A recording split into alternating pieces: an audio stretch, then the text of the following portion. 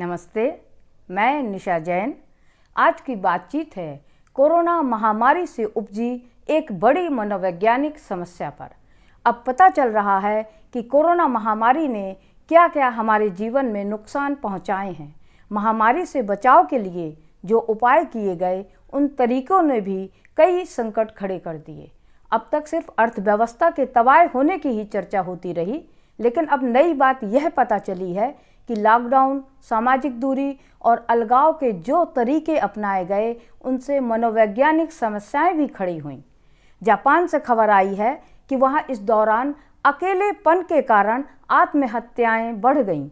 वहां के हालात का अंदाजा इस बात से लगाया जा सकता है कि जापान में एक अलग से मंत्रालय का नाम ही है मिनिस्ट्री ऑफ लोनलीनेस। क्योंकि यह कदम पिछले महीने ही उठाया गया, सो अभी ज़्यादा पता नहीं है जापान सरकार इस सिलसिले में क्या कर रही है। लेकिन इस दौरान सामाजिक दूरी, चार दीवारी के भीतर रहने और काम धंधों और स्कूल कॉलेजों के बंद रखने के उपाय जिस तरह हर देश में अपनाए गए, उससे ये अंदाज़ा लगाना मुश्किल नहीं है कि सभी देशों में यह समस्या खड़ी हुई होगी। जापान की तरह अपने देश में ऐसे अध्ययन तो अभी नहीं हुए, लेकिन माना जा सकता है कि अपना देश भी इस मनोवैज्ञानिक समस्या से बचा नहीं रहा होगा। जापान में महामारी के दौरान 6,976 यानी करीबन 7,000 महिलाओं ने आत्महत्या की।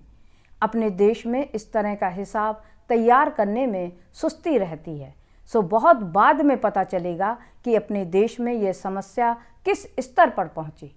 लेकिन जापान से सबक लेकर हम सतर्क जरूर हो सकते हैं और समस्या से निपटने के लिए पहले से तैयारी कर सकते हैं। अपने देश में ऐसे शोध, अध्ययन या सर्वेक्षण भले ही ना हुए हों, लेकिन मानकर चलना चाहिए कि महामारी के दौरान चार दीवारी में खुद को कैद रखने का असर हम पर भी पड़ा। बहुत ही लंबे खिंचे लॉकडाउन और वर्क फ्रॉम होम की नई व्यवस्था ने भारतीय सामाजिक जीवन पर भारी असर डाला है। खासतौर पर स्कूल कॉलेज बंद होने से बच्चे घर पर ही रहे, उनका खेलना कूदना भी ठप रहा। गली मोहल्ले में खुलकर घूमने फिरने पर भी रोक रही, यानी मिलने जुलने पर पाबंदी ने अकेले रहने को मजबूर कर दिया। इससे स्थिति यह बन गई कि बहुत से लोग कहने लगे कि अब घर पर रहते नहीं बनता, बाहर ना निकले तो पागल हो जाएंगे। 70 पार की बुजुर्ग महिलाएं कहने लगीं कि घर के भीतर अब सूना लगने लगा है। दरअसल अपने शहर कस्बों में बहू बेटे और बेटियां टीवी पर लग गए और बच्चे यूट्यूब और व्हाट्सएप जैसे सोशल मीडिया पर। यानी महामारी के दौरान बुजुर्गों, खासतौर पर बुजुर्ग महिलाओं के लिए घर में रौनक नहीं बढ़ी, बल्कि वे और ज़्यादा अकेलापन महसूस करने लगीं। पड़ोसियों का आना जाना रुक गया और इसने बुजुर्गों को बहुत अकेलेपन में धकेल दिया। वैसे इंटरनेट और टेलीविज़न स्क्रीन तक खुद को सीमित रखने की प्रवृत्ति महामारी के पहले से ही बढ़ रही थी। उसके नुकसानों या बुरे असर को लेकर विद्वान और विशेषज्ञ आगाह भी किया करते थे। लेकिन महामारी के दौरान सामाजिक मेलजोल के एकदम ठप होने के बावजूद भारतीय विद्वानों ने इस तरफ ध्यान नहीं दिलाया। गौरतलब है कि जापान में मनोवैज्ञानिकों और संबंधित विशेषज्ञों ने महामारी के दौरान घरेलू हिंसा और महिलाओं की स्थिति पर बड़ी शिद्दत से नज़र डाली। उन्होंने खासतौर पर महिलाओं की व्यथा की पड़ताल की। उन्होंने बताया कि महामारी के दौरान सबसे ज़्यादा दुख महिलाओं ने ही झेला।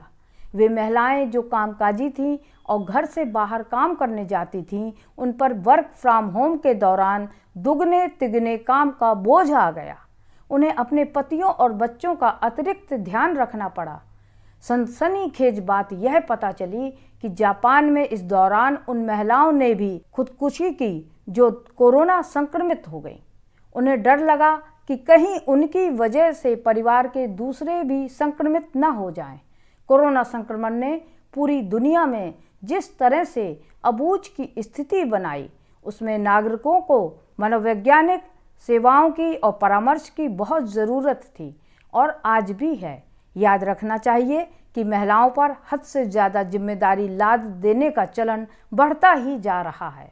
यह भी ध्यान रखा जाना चाहिए कि भारत में अभी कोरोना संकट खत्म नहीं हुआ, बल्कि उसकी दूसरी लहर आने का अंदेशा दिख रहा है और इसीलिए कुछ राज्यों में एक बार फिर लॉकडाउन की चर्चाएं होने लगी हैं।